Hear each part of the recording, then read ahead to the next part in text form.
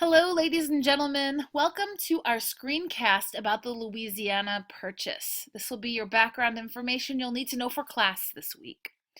So, when we left off, the United States had become an independent nation as a result of the Revolutionary War, and we were a young nation, finding our way, kind of trying to establish ourselves with European powers outside of the United States.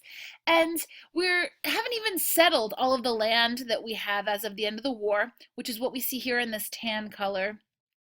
There's still territories located out west that haven't become states yet, but are still part of the United States. And our land stretches from the Atlantic coast here all the way over to the Mississippi River, which runs from the city of New Orleans on the Gulf of Mexico all the way up into Canada. So, this being our major border with France, it was an idea within the United States that it was in the interest of our national security to purchase the city of New Orleans because it gave access to the Mississippi River. It flows from north to south, so if you want to use the Mississippi and take your cargo past the river itself, you have to pass through the port of New Orleans, which at this time is controlled by France. So, we offer France $10 million for the port city of New Orleans, and we're shot down. The man in charge of France at the time is Emperor Napoleon Bonaparte, and he does eventually have hopes to expand into the United States.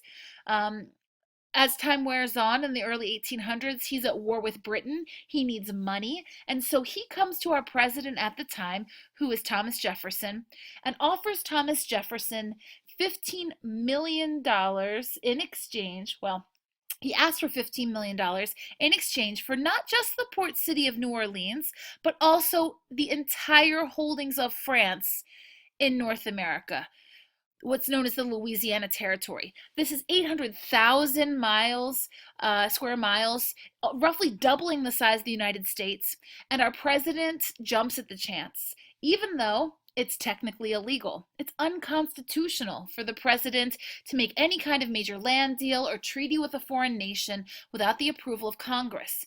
But Thomas Jefferson truly believes this is in the national interest, and so he jumps on it.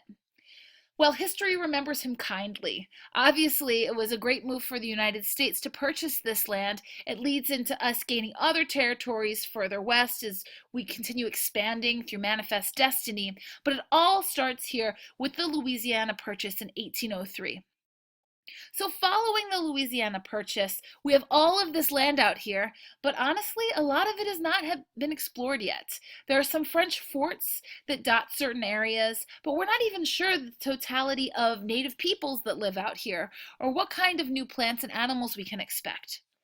And so President Jefferson decides to send his personal secretary, Meriwether Lewis, yes, his parents named him Meriwether, off to the Louisiana Territory to explore what do we have here. And in 1804, Meriwether Lewis is sent with a military man named William Clark to head up the expedition. They leave from the city of St. Louis, and their ultimate goal here is hopefully to find an all-water route from the Mississippi River all the way to the Pacific Ocean.